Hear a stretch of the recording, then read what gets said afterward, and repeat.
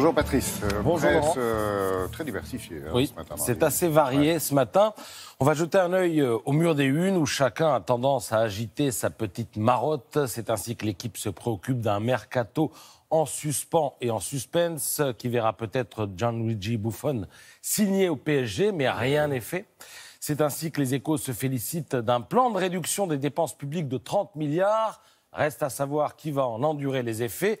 Et c'est ainsi que l'humanité s'affole, à juste titre, de l'intensification de la violence d'extrême droite, sans pour autant se demander si le journal, inconsciemment ou pas, ne la favorise pas lorsque, par exemple, il plaide pour une Europe qui accueillerait sans compter tous les réfugiés, supposés ou réels, qui le souhaitent. Car il est en effet beaucoup question de crise migratoire ce matin. Cela n'a échappé à personne. Du côté de l'Italie, la donne a changé avec l'arrivée au pouvoir d'une équipe gouvernementale qui en a plein la botte de voir son pays transformé en parc à clandestins en attente d'asile. Du coup, l'Italie dit vouloir expulser 500 000 migrants, mais elle sait parfaitement que la mise en œuvre de la menace est illusoire. Se bercer de mots, voilà la grande spécialité des Européens, dont les ministres de l'Intérieur se retrouvent tout à l'heure à Luxembourg. Pour la énième fois, la crise migratoire sera au cœur des discussions et, pour la énième fois aussi, il est probable qu'il n'en sortira rien, sinon le constat de l'impuissance de l'Europe à s'entendre pour résoudre l'un des plus grands défis qui lui sont posés, écrit Yves Tréhard dans Le Figaro. Parce que, voyez-vous, l'Europe a beau geindre, gronder, menacer, pérorer, rien n'y fait. Voyez la une de Libération, c'est Wael, un Tunisien de 27 ans qui parle. Moi aussi, dit-il, un jour, je partirai. Alors à tous ceux qui ont la solution, eh bien je conseille la lecture du dossier de Libé.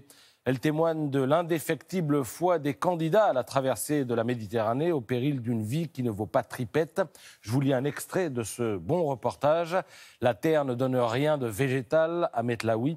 Même les oliviers ont renoncé à s'y accrocher. Le sol semble mort, brûlé par un soleil trop grand et un ciel trop bleu.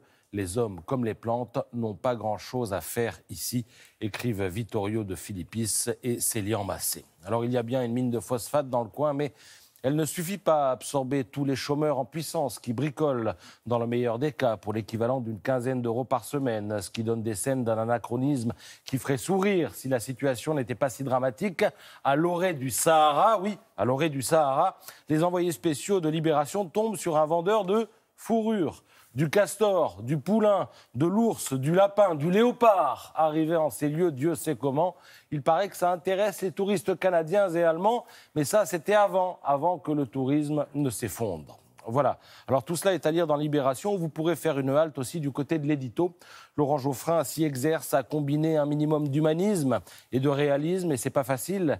Quelle politique faut-il mener, se demande-t-il. Elle est connue, mais rares sont ceux qui osent la formuler, puis poursuit-il. Alors il se lance, petit 1, accepter l'ouverture et l'accueil, mais dans le cadre de règles claires qui s'opposent à une régulation précise. Petit 2, ouvrir des couloirs de régulation en faveur des réfugiés placés dans des camps, ce qui suppose d'opérer un choix parmi eux.